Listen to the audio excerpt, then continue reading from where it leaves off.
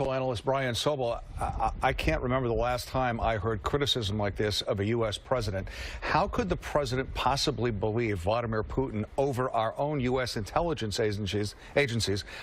That, to me, is a remarkable statement. It is.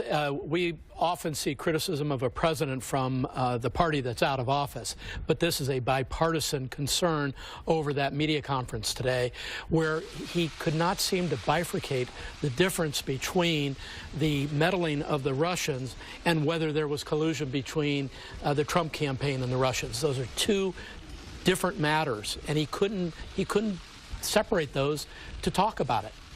He's getting hit by all sides here at home, by Republicans, by Democrats. How is this playing out, today's summit, around the world? What's your thoughts on the international reaction? Probably not what we're seeing here.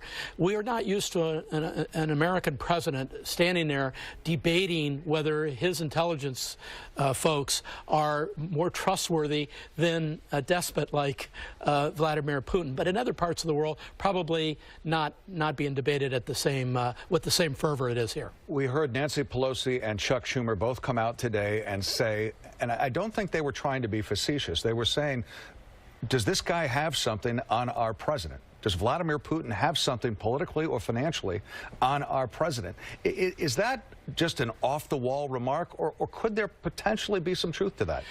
There has been no evidence whatsoever, in fairness to the president, that there's any information out there that he's fearful of.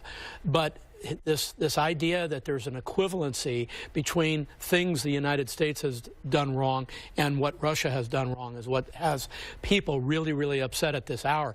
There is no equivalency. Things that the Russian state have done go well beyond anything that the Americans can be accused of. Brian, a lot of people are saying today, following the summit, that this should have never taken place. Other people are saying, hey, Russia has half the nuclear weapons on the planet. You have to be careful, but you have to deal with them. What do you think about President Trump's decision to meet with Vladimir Putin? I thought it was perfectly appropriate. I think we ought to be meeting with leaders, even leaders we don't care for, who we know are very bad for the world. But as you point out, Julie, they are a significant nuclear power, and we have to be meeting with them. In that context, however, you cannot stand there side by side and go down this rabbit hole that the president went down today, and I think that's why he's getting the criticism that he is. All right, we'll leave it there. Absolutely. Brian, thank you. Thanks, Brian.